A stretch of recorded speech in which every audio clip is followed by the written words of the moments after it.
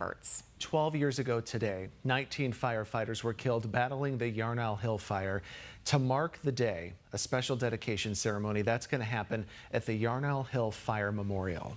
Elizabeth Haugen from Arizona State Parks and Trails joins us live in studio this morning to tell us more about how these heroic firefighters are being remembered. I just can't believe it's been 12 years. I remember exactly where I was when I found out the news, being sent up there as a reporter and staying there for a week. This is one of the biggest tragedies of our time, really, in Arizona. It's one of those moments that you remember all of those, where you were, what you were doing. Yes. Yeah, it's a tragedy that will stay with us forever. It's obviously left a big hole in the community, in the lives of the family members. But we're here to make sure that we remember them forever. So we do honor them every year. And today we'll honor them at the Yarnell Hill Fire Memorial Park at 4 p.m. We'll have the Yarnell Area Resource Group there speaking. It's a beautiful park. I don't know if you've been. It's different from the Granite Mountain Hotshots Park.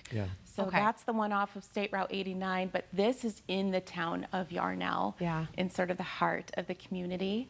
And there's interpretive signage about, the Yarnell's loss. They lost homes, they lost structures. Also of the crew, remembering each of those men. There's that iconic photo of them in that human pyramid in front of the alligator juniper that they saved in the Dose fire. So you can see that, read some interpretive signage, but it's a really nice place to reflect and pause and just honor their memory. It is amazing. I've gone up there several times every year for the anniversary. I've gone up there to cover it. Just the impact on that community that is still felt years later. There are still people, when I've gone into that community, they don't want to talk about it because it has impacted them so bad. But then you see the outpouring of support from the community. They do want to go out there and show their respect to those firefighters. They're really proud to host this park, to have this park right in their town. It's there to tell the story. Sometimes that's hard when people go through things. They don't want to have that burden of sharing that, but that's what that's there for. You can read the signage, learn their stories, and honestly, they're really proud to host this every year. And they'll be speaking today, and they'll be sharing their memories, the loss that they feel. They'll tell you they don't miss the things that they lost, the houses, structures they lost anymore, but the loss of those 19 men will be felt forever. It still is just 19 men who were serving our community that they loved and they lived in, and just day after day would serve over and over. Who's going to be speaking today? What are some things if I want to be part of it, or maybe I can't make it out there? Is there another way that I can watch? Sure, absolutely. So you can't watch it another way. If you can't make it, what I encourage you to do is to please go to our website, azstateparks.com/hotshots.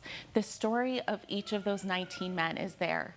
So at the very least, know their names, know their stories, take some time reading and just sharing that moment with us. There's lots of videos and things, but it's important to preserve their legacy, not only for the selflessness of these men, but also what they stood for. They loved nature, they loved their communities, they were public servants.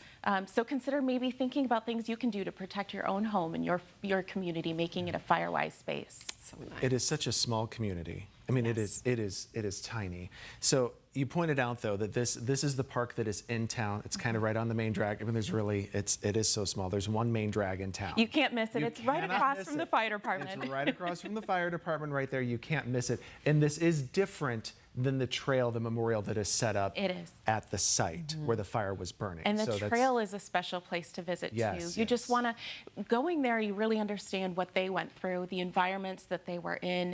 It's a tough hike now for us, not only physically but emotionally, but you want to plan because it is a very exposed place. There is no shade. It's a 7-mile in and out trail with switchbacks. It's very physically demanding, and it gives you a little glimpse of what they went through. Totally. And with all your gear and everything. Elizabeth, thank you so much for your time this morning. What a special day. It starts at what time again? At 4 p.m. 4 p.m. Yeah, our Will Pitts will be there as well, getting coverage as well. So if you can't make it, you can watch later on 12 News. That's fabulous.